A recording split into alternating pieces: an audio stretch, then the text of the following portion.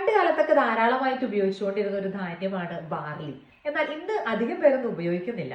ബാർലിയുടെ ഗുണങ്ങളെക്കുറിച്ചും barley കൊണ്ട് എങ്ങനെ ഒരു സാലഡ് ഉണ്ടാക്കുന്നതൊക്കെ മുൻപ് ഒരു വീഡിയോ ചെയ്തിട്ടുണ്ട്. ഇന്ന് നമ്മൾ ബാർലി കൊണ്ട് ഒരു പുലാവാണ് ഉണ്ടാക്കുന്നത്. വെയിറ്റ് ലോസ് നോക്കുന്നവർക്കും പിന്നെ ചോറിന് പകരം മറ്റെന്തെങ്കിലുമൊക്കെ ഓപ്ഷൻസ് നോക്കുന്നവർക്കൊക്കെ ഒരു ബെസ്റ്റ് ഓൾട്ടർനേറ്റീവ് ആണ് ബാർലി പുലാവ്. ഇതിലൊരു റെസിപ്പി എന്നതിനേക്കാൾ ഉപരിയായിട്ട് ബാർലി പോലെയുള്ള ഗുണങ്ങളേറെയുള്ള ധാന്യം അത് നമ്മളൊക്കെ ഉപയോഗിക്കണം, കൂടുതലായിട്ട് നമ്മുടെ നിത്യേന ജീവിതത്തിൽ ഉപയോഗിക്കണം എന്നുള്ളൊരു മെസ്സേജാണ് ഈ വീഡിയോയിലൂടെ ഞാൻ തരാനായിട്ട് ഉദ്ദേശിക്കുന്നത്.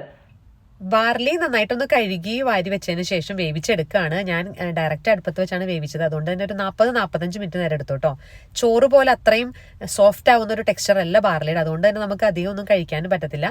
കുക്കറിലാണെങ്കിൽ 2-3 ചെറിയ വിസിലിൽ ചിലപ്പോൾ പെട്ടെന്ന് വേവിച്ചെടുക്കാൻ പറ്റുമായിരിക്കും. ഞാൻ ഇതുവരെ കുക്കറിൽ വേവിച്ചെടുത്തിട്ടില്ല. ബാർലി വേവിച്ചെടുത്ത വെള്ളം ഒരു കാരണവശാലും കളയരുത്, അത് കുടിക്കണം. അത് നല്ലൊരു നാച്ചുറൽ ഡയൂറിറ്റിക് ആണ്. നമ്മുടെ ശരീരത്തിലെ മൂത്രത്തിന്റെ അളവ് കൂട്ടി ശരീരത്തിലെ ടോക്സിൻസിനൊക്കെ റിമൂവ് ചെയ്യാനും UTI വരുമ്പോഴൊക്കെ നമുക്ക് ഹെൽപ്ഫുൾ ആയിട്ടുള്ള ഒരു മരുന്നും കൂടിയാണ് കേട്ടോ ബാർലി വെള്ളം. പാൻ ഒന്ന് ചൂടായി കഴിയുമ്പോൾ നമ്മൾ ഉപയോഗിക്കുന്ന എണ്ണയും അതിൻ്റെ കൂടെ അല്പം നെയ്യും ചേർത്ത് ഹോൾ സ്പൈസസ് ഒന്ന് സോട്ട് ചെയ്തെടുക്കുന്നു. പിന്നീട് സബോളയും ഇഞ്ചിയും വെളുത്തുള്ളി പച്ചമുളകും ചേർത്ത് ഒന്ന് വഴറ്റിയെടുത്ത് മസാലകളായിട്ട് മഞ്ഞപ്പൊടിയും മുളക് പൊടിയും അല്പം ഗരം മസാലയും ചേർക്കാം. അതിനുശേഷം നമുക്കിഷ്ടമുള്ള പച്ചക്കറികൾ, ഞാനിവിടെ ക്യാരറ്റും ബീൻസും സ്വീറ്റ് കോൺ ആണ് കേട്ടോ ഉപയോഗിച്ചത്. സ്വീറ്റ് കോൺ കൂടുതൽ ചേർക്കുന്നത് കുറച്ചും കൂടെ ടേസ്റ്റ് ഉണ്ടാകും. അതൊന്ന് വഴറ്റി വന്നതിന് ശേഷം പാകത്തിന് ഉപ്പും ചേർത്ത് അതിലേക്ക് നമ്മൾ വേവിച്ച് വെച്ചിരിക്കുന്ന ബാർലിയും കൂടെ ചേർത്തൊന്ന് മിക്സ് ചെയ്തെടുത്താൽ നമ്മുടെ പുലാവ് റെഡിയായി.